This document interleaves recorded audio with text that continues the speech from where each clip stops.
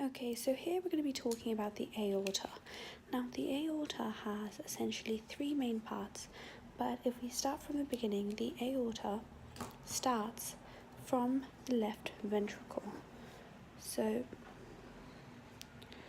the way I always remember it, the LV is for the heart, the left ventricle, and the main blood vessel in the heart is essentially the aorta because it pumps blood to the entire body. So the aorta starts in the left ventricle. And the good thing about the aorta is that it kind of starts around T4, T5, as well as it ends also around T4, T5. Now, and when I say end, I mean the arch of the aorta.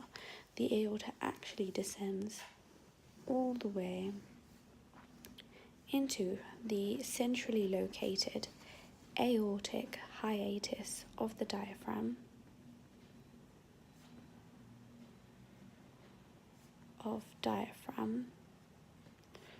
at T12, and then after that the aorta actually does continue, but it continues after that as the abdominal aorta. Okay, so now really simply put, the aorta, you have to remember a couple of key things. So firstly, remember the rule of three. The aorta has three main parts.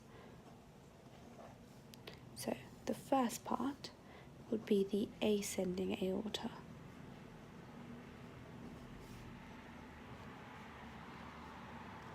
The second part would be the arch of aorta. So the second part would be kind of the arch of aorta. And the third part would be the descending aorta. So I actually kind of think of it as a staircase, and you go up, you walk around the hall, and then you come back down. So the ascending aorta gives off different branches. The arch of the aorta gives off different branches. The descending aorta gives off different branches.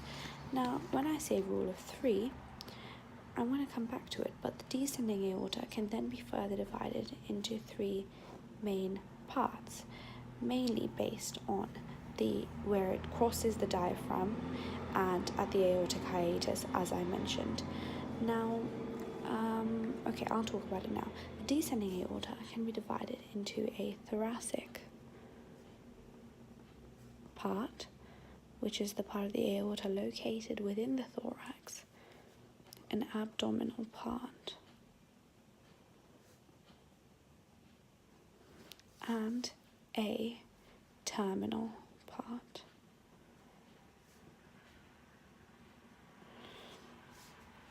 Now, I do have a mnemonic to remember this part, so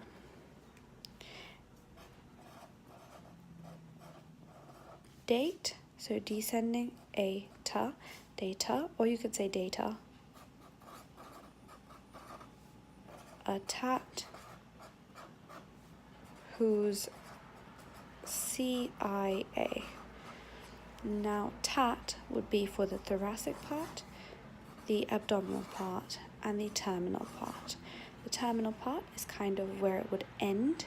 So the terminal part, by the way, so when the aorta goes around, it ends into the right and left common iliac arteries. And then the common iliac arteries are further divided into the internal and external iliac artery.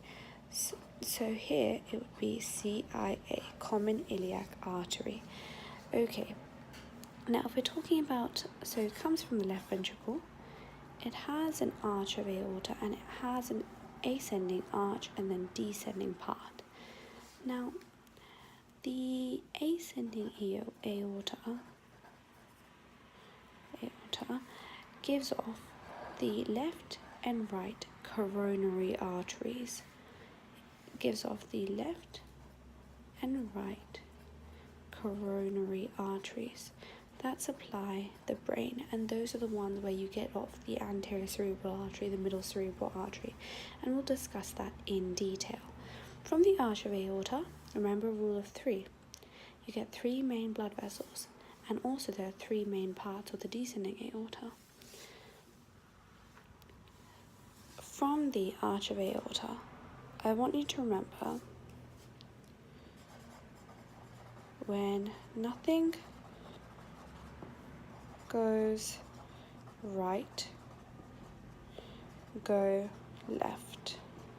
And that's because from the arch of the aorta, you have the main trunk, or the main blood vessel, which is called the brachiocephalic trunk. But you also have then, when nothing goes right, go left. So you also have the left common carotid artery and the left subclavian.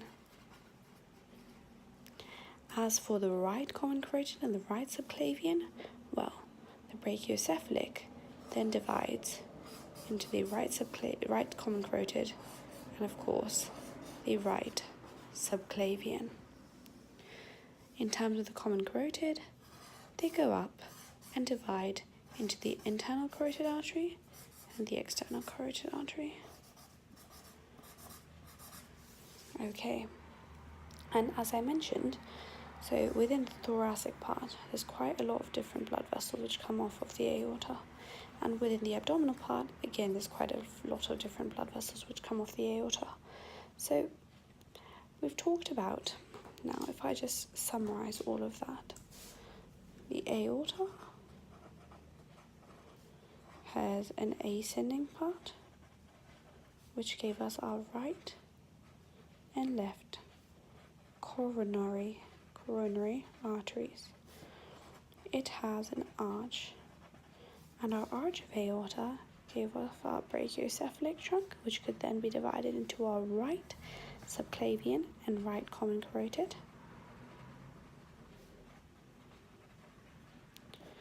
Since subclavian starts with an S and it kind of goes in the region of the shoulder, well, it goes towards that region, and I think it reminds me of kind of like, so the subclavian kind of goes towards the shoulder, so that's kind of supplying the upper limb.